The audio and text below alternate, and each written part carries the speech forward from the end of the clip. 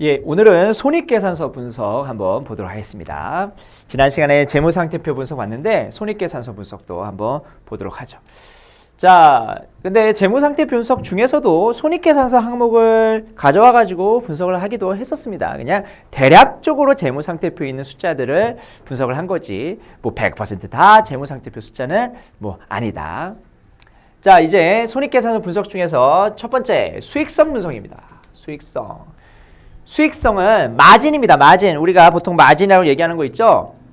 자, 그 마진을 의미하는데 매출 대비 얼마냐라고 보통 얘기하니까 우리가 매출 수익성이라고 얘기를 하죠. 자, 매출액 총이익률 볼까요?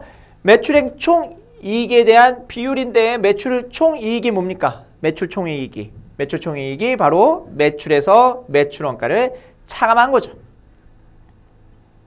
요거는 다 아실 거라고 보고 매출액에서 매출 총이익이 차지하는 비중이고요.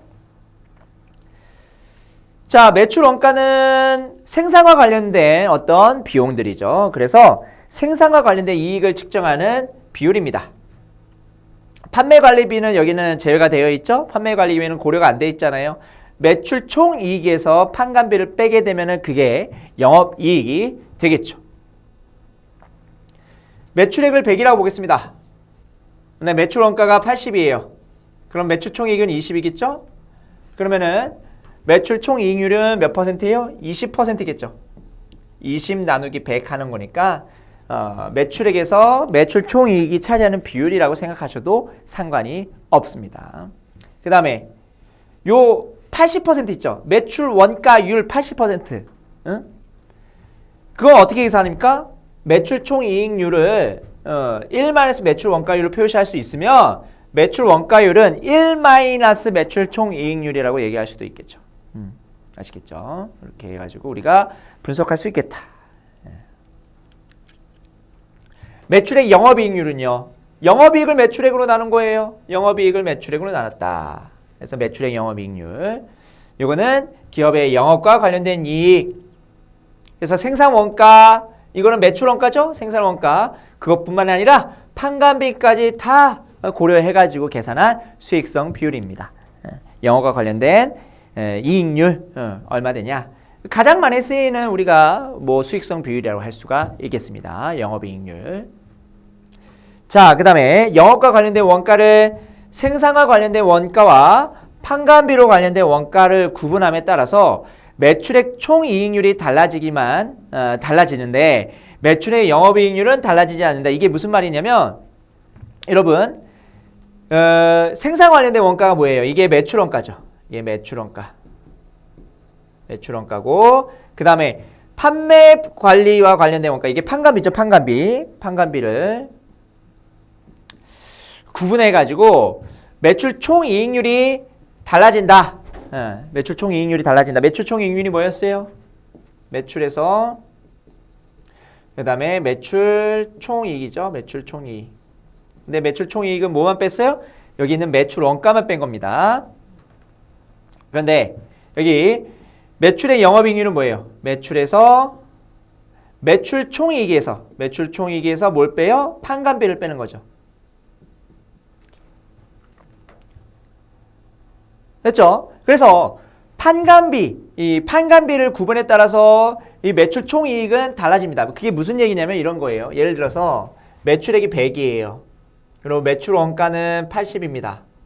그리고 예를 들어서 매출 원가는 80이고요. 판관비가 10이에요. 그러면은 매출 총이익은 20, 그 다음에 영업이익은 10이죠. 됐죠? 그런데 이 매출 원가에 있는 80 중에서 20이 되게 애매해요. 80 중에서 20이 되게 뭐가 애매하냐면 과연 얘를 생산 원가로 볼 것인가 아니면은 판관비로 볼 것인가 이게 애매하다는 거예요 지금.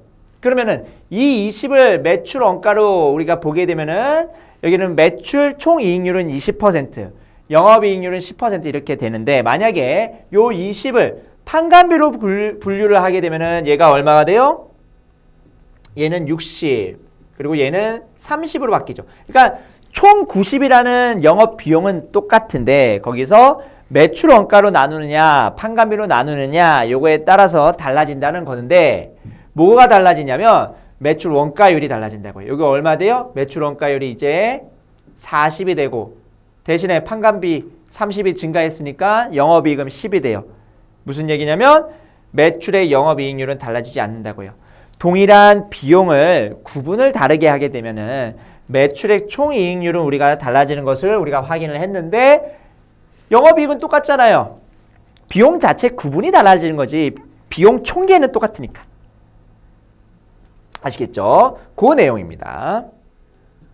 이렇게 보시고 그 다음에 매출액 세전순이익률이 있습니다. 그러면 세전이익이죠. 세전이익. 매출액에서 세전순이익이 얼마나 차지하는지를 나타내는 거니까 이것도 그냥 뭐 참고 삼아서 보시면 되고요. 자, 이때는 뭐예요? 영업과 관련된 비용, 아까 매출원가하고 판관비 봤었죠? 그것뿐만이 아니라 재무비용 등 영업의 손익 등까지 영업의 손익 등까지 고려한 수익성 비율이다. 얘기하면 되겠습니다. 영업의 손익까지 다 고려한 거죠. 영업의 손익까지. 얘는요, 뭐에 따라서 달라질까요? 차입금 규모에 따라서 달라질 겁니다. 왜? 차입금 규모가 많으면 많을수록 이자 비용이 증가하죠. 이자 비용이 증가하게 되면 세전순이익은 감소하게 될 겁니다. 그래서 부채의 변화도 같이 살펴보는 게 좋겠죠. 세전순이익률을 우리가 확인하려면요. 그 다음에 매출액 순이익률. 매출액 순이익률은 우리가 세전이익에서 뭐까지 뺐어요? 법인세까지 빼는 거예요. 그래서 법인세 비용까지 고려한 세금 효과, 그래서 세금 효과까지 다 살펴본 겁니다. 매출액 순이익률. 가장 많이 쓰이는 게 매출액 순이익률, 순이익률하고요. 그 다음에 영업이익률이에요. 그 다음에 자본수익성 비율이라는 게 있습니다. 자본수익성 비율. 우리는 아까는 손익계산서 항목에 대해서 매출액 대비 몇 퍼센트가 각각의 각각의 그 항목이 어떤 비중을 차지하는지 그거를 봤다면 이제는 자본수익성인데 내가 투자한 금액 대비 수익이 얼마나 나오는지 이거를 확인하는 게 바로 자본수익성 비율이고요. 이 자본수익성 비율은 바로 투자자 관점에서 본다라고 생각하시면 되겠습니다. 자, 총자본 영업이익률입니다. 우리 지난 시간에 봤었어요. 총자본 영업이익률은 총자본의 연평균치 분의 영업이익이고 총자본 전체 투자한 총자본에서 영업이익을 얼마나 창출했는지 거기에 대한 투자 수익률이라고 얘기를 하겠죠. 그래서 총자본은 조달한 자본을 통해서 투입한 자본, 그러니까 투자한 자본을 의미하고 영업이익은 그 투자한 자본으로부터 발생한 이익을 의미하는 거다. 그래서 얘를 투자 수익률이라고도 얘기를 하죠. 그리고 총자본의 연평균치는 기초랑 기말의 평균치 사용한다는 것을 설명을 드렸고요. 총자본 영업이익률. 그 다음에 기업 세전순이익률인데요. 요거는 뭐 이게 잘 나오는 그런 비율은 아닙니다. 거의 쓰이지도 않고요. 거의 쓰이지 않던데 우리 교재에서 나왔으니까 설명을 좀 드릴게요. 세전순이익에서 이자 비용을 더한 값. 그러니까 여기는 재무비용을 일단은 제외를 시키고 여기는 EBIT예요. EBIT 이게 EBIT. 그 EBIT를 가지고 우리가 계산한 게 바로 기업 세전순이익률입니다. 기업 세전순이익률. 그래서 이자 비용 같은 금융 비용은 더해 가지고 실질적으로 세전순이익은 뭘 뺀 거예요? 그 이자 비용을 뺀 숫자잖아요. 거기서 이자 비용을 더한다는 것은 이자 비용을 안 뺀 숫자를 만들겠다는 것이고 이자 비용을 안 뺀 숫자를 만들겠다는 것이 뭐냐면 금융비용 같은 것들은 제외를 하고 투입한 총자본에서 벌어들인 그 이익을 영업이익 단에서 얘기하는 게 아니라 영업이익 말고도 영업의 손익까지 다 고려를 하지만 그 중에서도 뭐는 제외를 하는 거예요? 차입에 대한 이자는 제외를 시키는 거죠. 여러분 이런 거를 한번 생각해 보시면 좋을 것 같아요. 내가 자본으로 얼마, 자기 자본으로 얼마, 타인 자본으로 얼마 그래서 자산을 샀어요. 이 자산으로부터 발생되는 이익은 영업이익일 겁니다. 가장 대표적인 이익이 영업이익일 거예요. 그 다음에 부수적으로 영업의 손익이 나오겠죠. 뭐 이자 수익이라든지 뭐 이런 것들이 나오겠죠. 그런데 그 중에서 영업의 손익 중에서 여기 있는 차입에 대한 대가를 지급하는 게 이자 비용이잖아요. 그거는 이 자산으로부터 발생되는 이익은 아니죠.